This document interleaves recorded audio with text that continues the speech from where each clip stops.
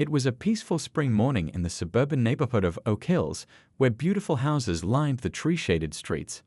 Mrs. Margaret Wilson, a 68-year-old retired schoolteacher, was tending to her beloved rose garden, something she had done every morning for the past 3 decades. Her gentle hands carefully pruned the bushes while humming her favorite gospel tune. The early morning sun cast long shadows across her well-maintained lawn as she worked, wearing her favorite gardening hat and floral print gloves. Her house, a charming 2-story colonial with navy blue shutters, stood proudly behind her, a home she and her late husband had purchased 35 years ago when the neighborhood was just being developed. The peace of the morning was suddenly disturbed by the harsh sound of tires screeching to a halt. Officer James Barrett, a relatively new transfer to the local police force, stepped out of his patrol car with an air of unwarranted suspicion. He had been receiving calls about suspicious activity in the area, and in his overzealous state, he had decided that an elderly black woman gardening in this affluent neighborhood warranted investigation. "Ma'am, what exactly do you think you're doing here?" Barrett's voice was sharp and accusatory, cutting through the morning quiet. Several neighbors, getting ready for work or having their morning coffee on their porches, turned to watch the scene unfold. Margaret straightened up slowly, her knees slightly stiff from kneeling in the garden. She maintained her dignity despite the officer's hostile tone. "I'm tending to my roses, officer. I do this every morning."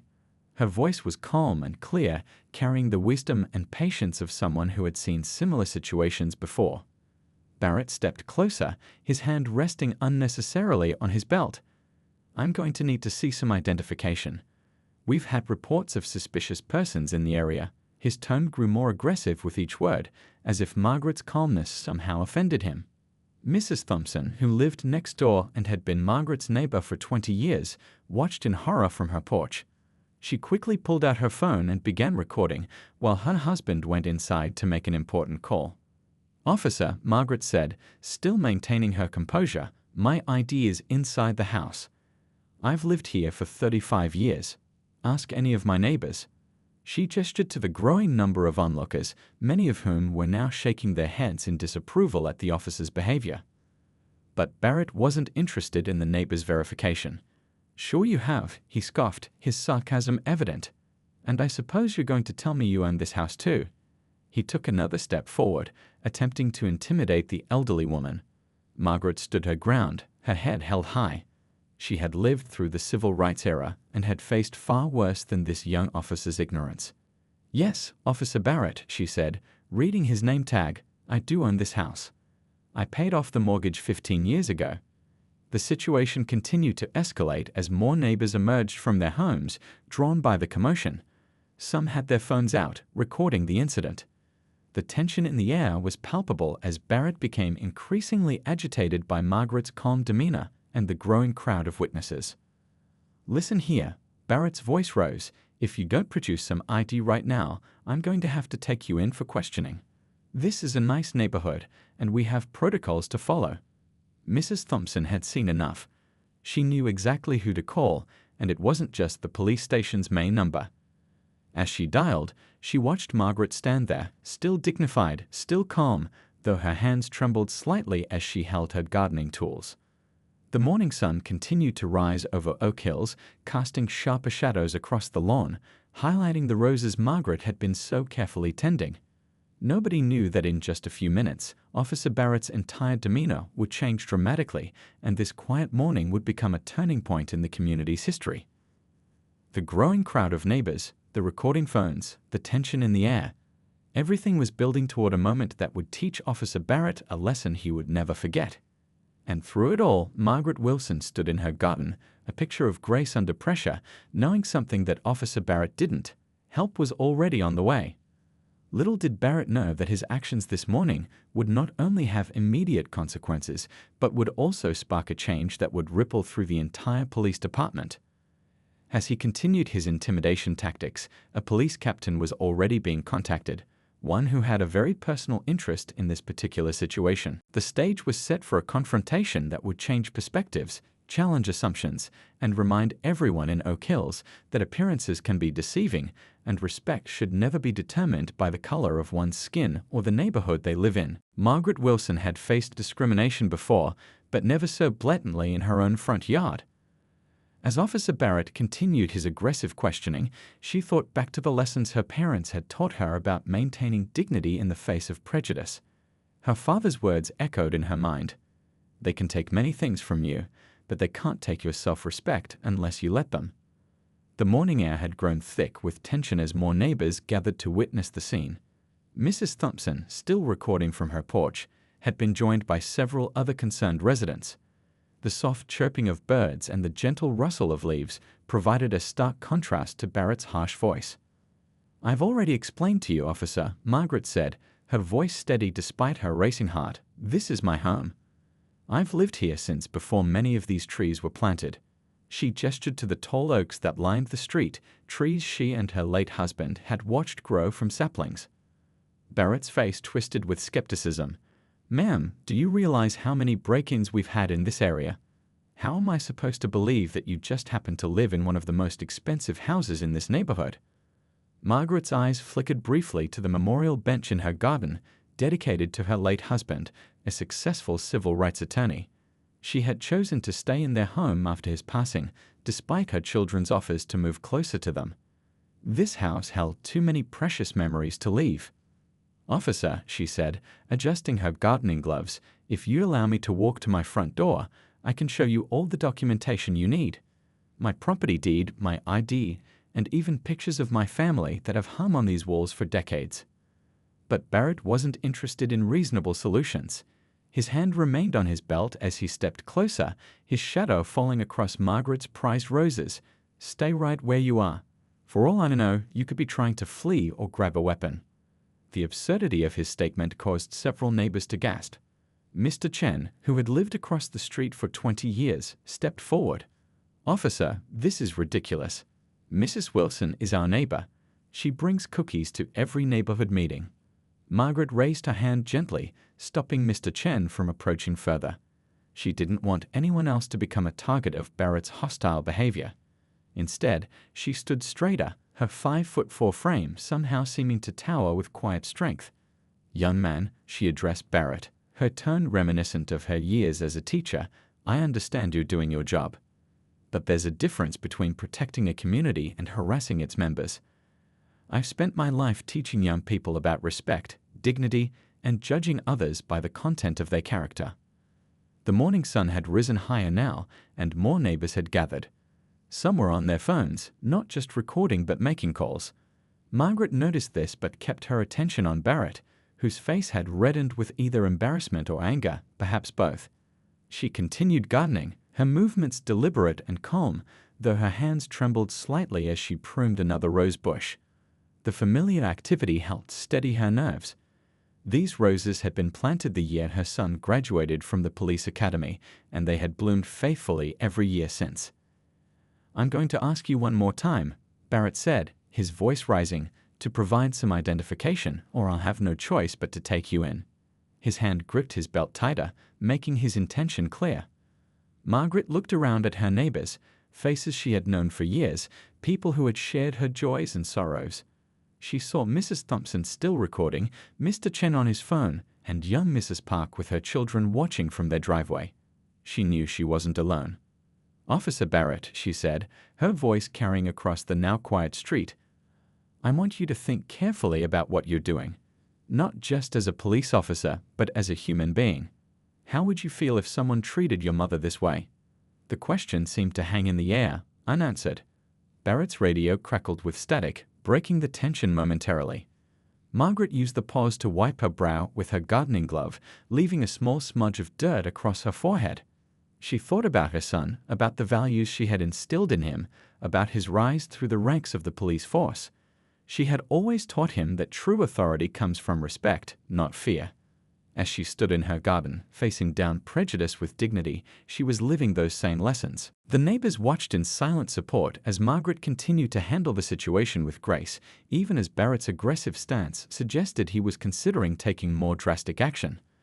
What he didn't know was that his next move would have consequences far beyond what he could imagine, and help was already on its way.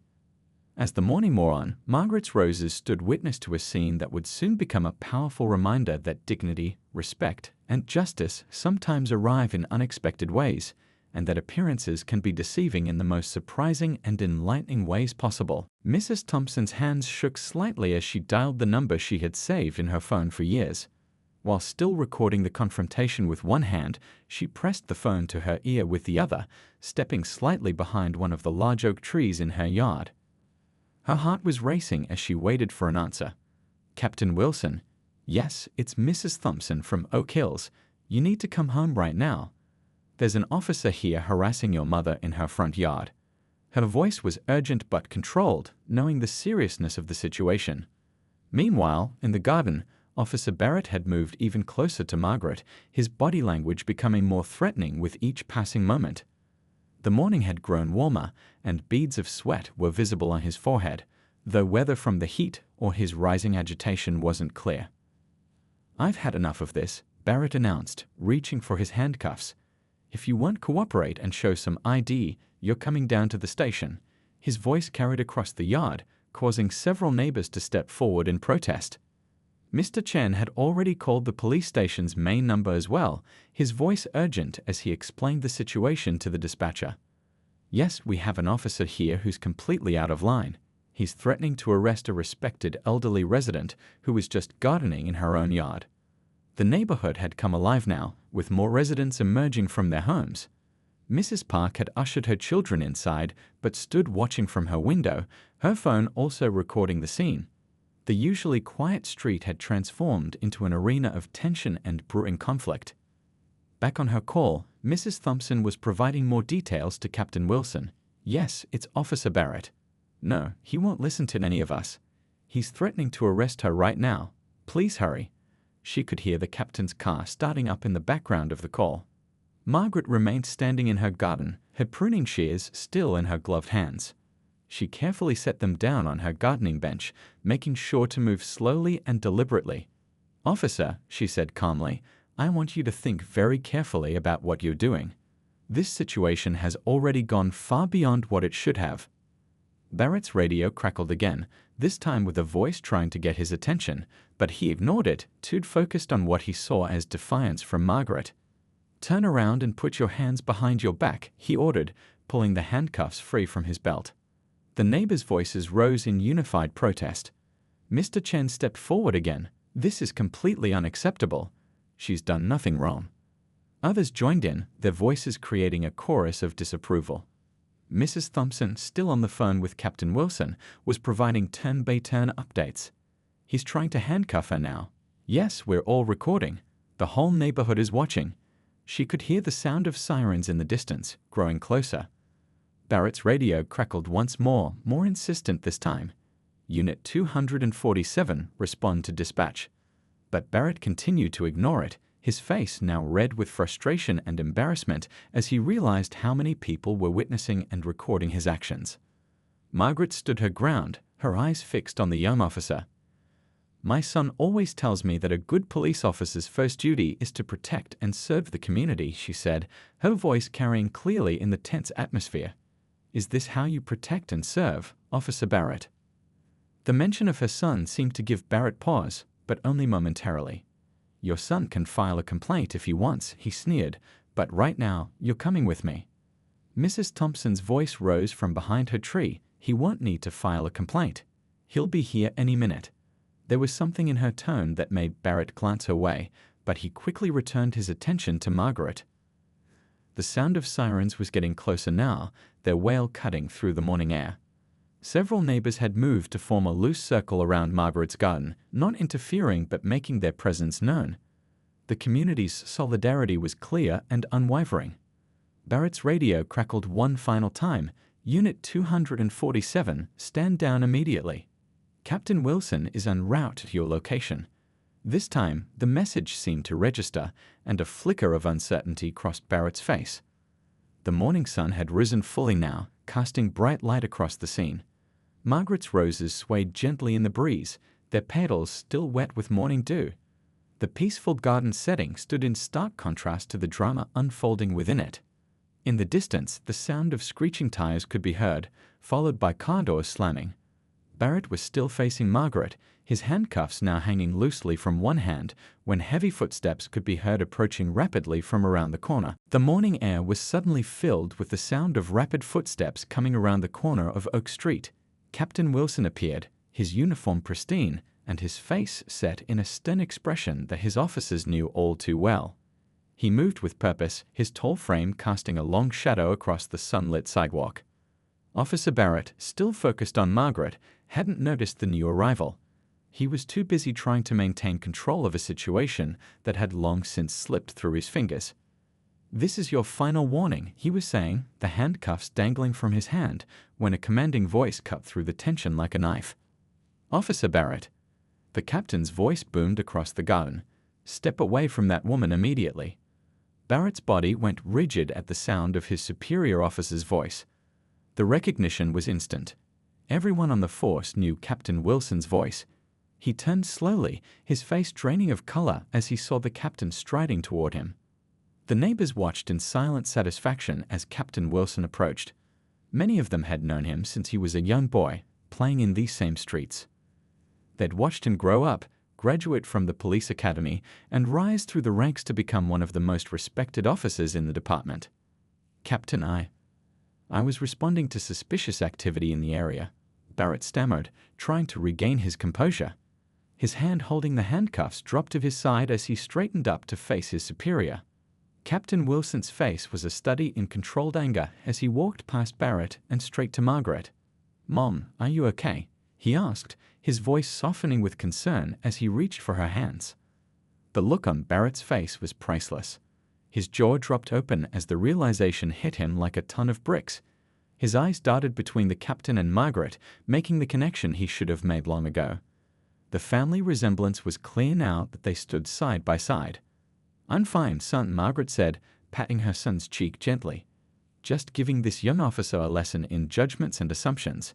She smiled, the same smile that had guided her son through his childhood years. Captain Wilson turned back to face Barrett, who looked like he wanted the ground to open up and swallow him whole. The captain's voice was measured but carried an unmistakable edge of authority. "Officer Barrett, would you care to explain why you were attempting to arrest my mother for gardening in her own front yard?" The neighbors had grown quiet, many still recording, as Barrett struggled to find words. His previous confidence had evaporated completely. "Sir, there were reports of suspicious activity and I—" "Suspicious activity?" Captain Wilson's eyebrow raised. "Like a respected resident of 35 years tending to her award-winning roses? The same roses she's been growing since before you were even thinking about joining the force." Mrs. Thompson stepped forward, her phone still recording. "Captain, we have everything on video. The way he spoke to your mother, the threats he made." Her voice trailed off as she saw the captain's jaw tighten. Barrett's radio crackled again, but nobody paid it any attention. The young officer stood rooted to the spot, his face now a deep shade of red, as he realized the magnitude of his mistake. The handcuffs in his hand seemed to weigh 1,000 pounds. Captain Wilson spoke again, his voice carrying across the now silent street. "Officer Barrett, I've seen the pride you take in your uniform. Today, you've brought shame to it. This badge," he touched his own chest, "means we serve and protect everyone in our community. Not just those who look like us or live where we think they should live." Margaret stepped forward, placing a gentle hand on her son's arm.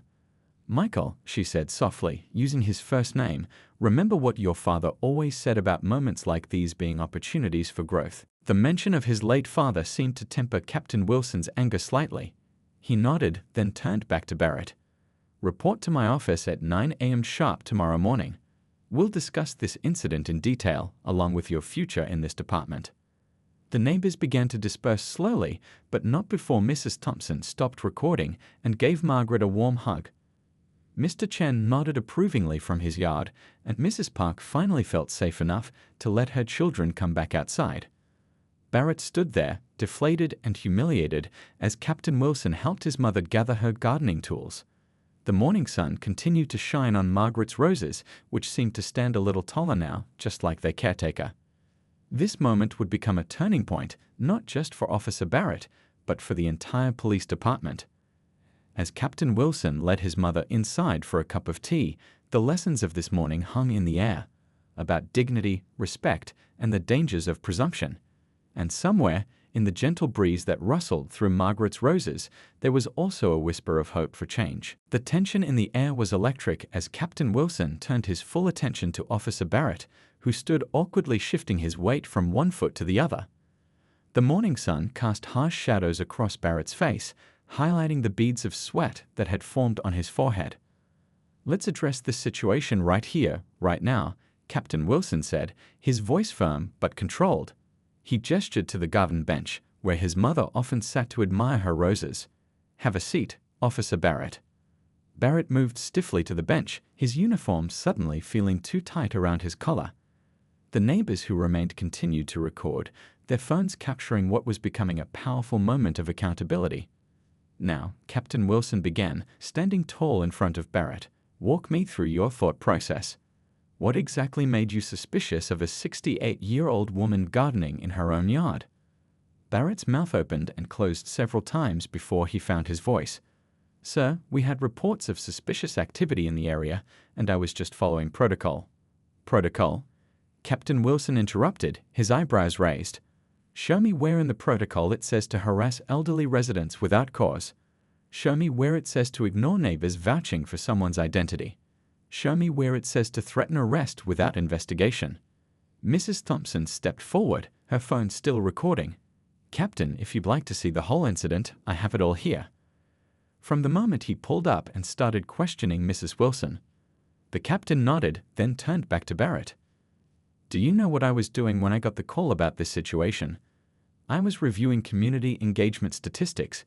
"Do you know what those statistics show, Officer Barrett?" Barrett shook his head silently.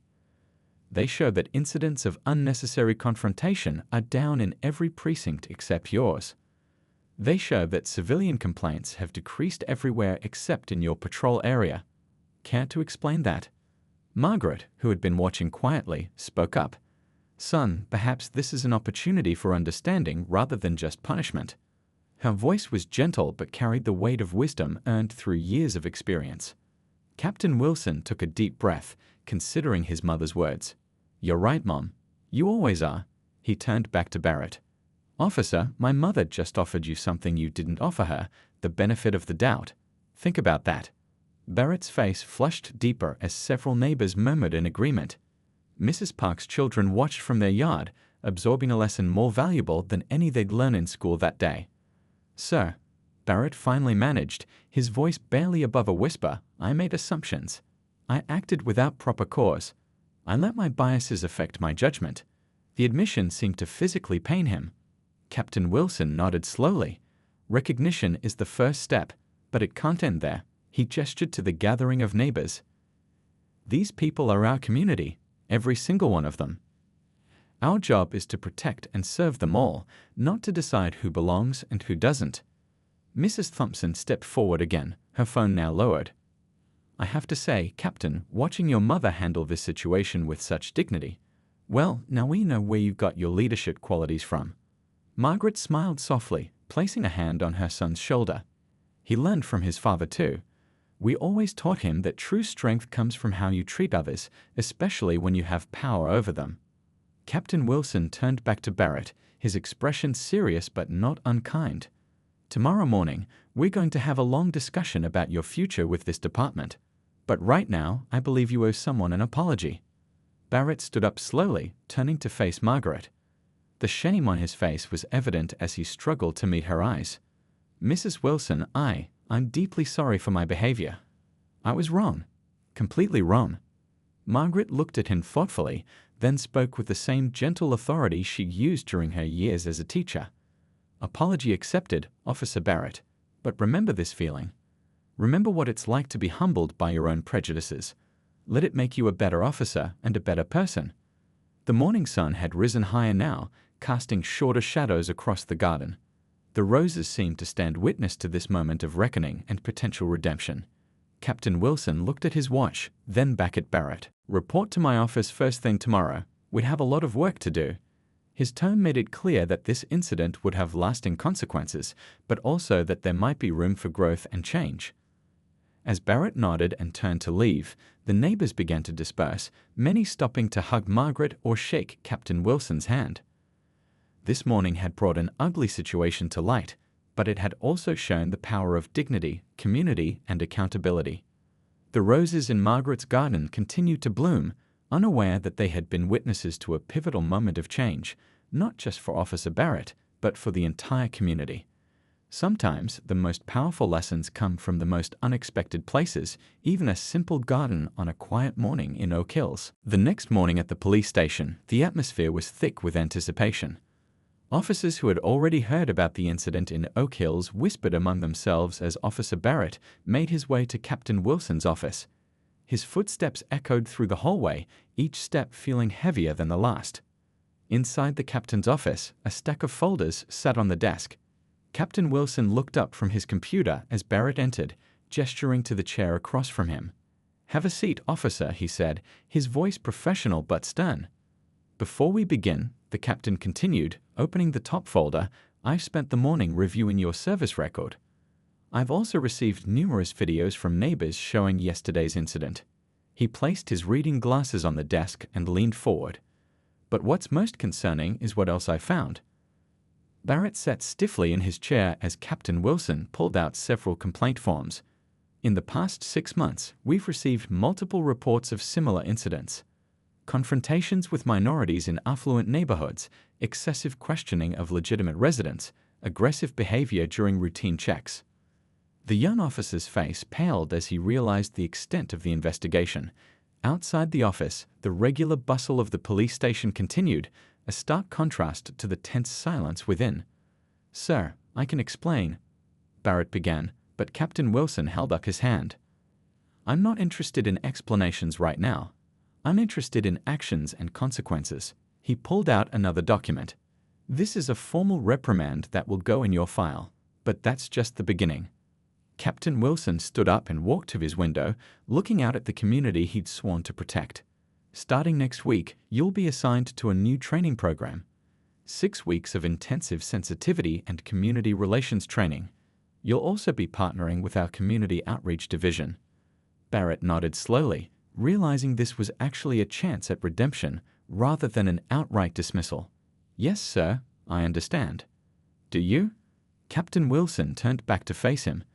"Because here's what's really going to happen. You're going to spend time with the people you've been so quick to judge. You'll attend community meetings, participate in neighborhood events, and learn about the histories and struggles of the families who live here." The captain picked up another folder. "And this is the most important part. My mother, the woman you tried to arrest for gardening, she's agreed to be part of your rehabilitation." Barrett's eyes widened in surprise. After yesterday's incident, this was the last thing he expected. "That's right," Captain Wilson continued. "She's been a teacher for 40 years before retiring. She's seen this community grow and change. She's lived through times when people like her weren't welcome in neighborhoods like Oak Hills. And now she's going to help teach you what she's learned." The office fell silent as Barrett absorbed this information. Outside, a police siren wailed in the distance, a reminder of their ongoing duty to the community. "But make no mistake," the captain added, his voice firm. "This is your last chance. One more incident like yesterday, one more complaint about racial profiling or harassment, and your badge goes on my desk. Permanently." Barrett nodded, understanding the seriousness of the situation. "I won't let you down, sir, or Mrs. Wilson." "This isn't about letting us down," Captain Wilson corrected him. "This is about being the kind of officer this community deserves. The kind of officer who protects and serves everyone equally." As the meeting concluded, Captain Wilson handed Barrett a schedule for his training program. "Report to the community center on Monday morning. And Barrett, leave your preconceptions at home." Word of Barrett's consequences spread quickly through the department. Other officers took notice, some reviewing their own conduct and biases.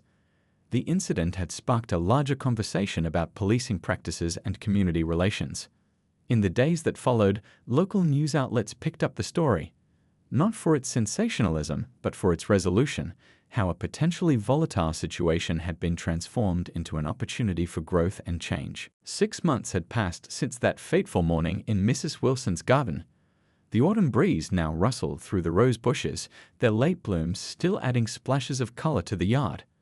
The neighborhood had changed, not in its appearance, but in something more fundamental.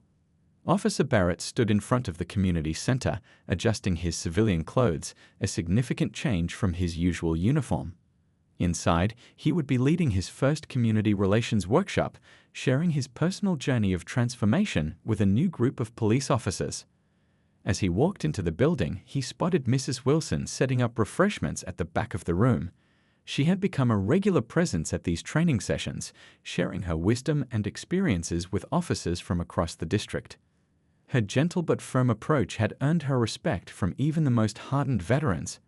"Good morning, Mrs. Wilson," Barrett called out, moving to help her arrange the coffee cups. "How are the roses doing?" "Blooming beautifully," she smiled, "just like the changes we're seeing around here." The room began filling with officers, some looking uncertain, others curious. Captain Wilson arrived last, nodding approvingly at the scene before him. The past 6 months had brought significant changes to the department's training programs, with a new emphasis on community engagement and cultural understanding. Barrett took his place at the front of the room, his hands slightly shaking as he arranged his notes. Looking out at his fellow officers, he began his presentation with the story they'd all heard whispers about, the story of a morning that changed everything. "6 months ago, I made a mistake that could have ended my career," he started, his voice carrying clearly across the quiet room. "But instead, it became the beginning of my real education as a police officer." As he spoke, Mrs. Wilson watched from the back, remembering how this young officer had transformed from someone who had tried to arrest her for gardening into a champion for change within the department. The journey hadn't been easy, but it had been necessary. Barrett continued sharing his experience, describing the intensive training he'd undergone, the community meetings he'd attended, and most importantly, the lessons he'd learned from Mrs. Wilson and other community members. He spoke about confronting his own biases, understanding privilege, and learning to see beyond first impressions. "The badge we wear isn't just about enforcing laws," he explained, echoing words he'd learned from Captain Wilson. "It's about protecting and serving everyone in our community, regardless of who they are or where they live." The impact of these changes had spread beyond the police department. The Neighborhood Watch programs had been revamped, with an emphasis on building bridges rather than creating barriers. Monthly community meetings now saw record attendance, with residents and officers working together to address concerns and celebrate progress. Mrs. Wilson had become something of a local celebrity, not just for standing her ground that morning, but for her willingness to turn a potentially divisive incident into an opportunity for growth. Her garden had become a gathering place for community events, where officers and residents could meet informally and build relationships. Captain Wilson stood up to address the group, pride evident in his voice. "What happened 6 months ago could have torn our community apart. Instead, it brought us together. That's the power of choosing education over punishment, understanding over anger." As the workshop continued, stories were shared, questions were asked, and honest discussions took place. The atmosphere was different from the typical police training sessions, more open, more human, more real. After the session, Barrett helped Mrs. Wilson clean up the refreshment area. "You know," she said, handing him a plate to dry, "my late husband would have been proud to see this. He always believed that real change comes from understanding, not confrontation." Outside, the autumn sun was setting, casting long shadows across Oak Hills. The neighborhood looked peaceful, but now it was a peace built on mutual respect and understanding, not just law enforcement. The incident that had started in Mrs. Wilson's garden had grown into something larger, a model for police departments across the state. Other precincts had begun implementing similar training programs, recognizing the value of community-centered policing.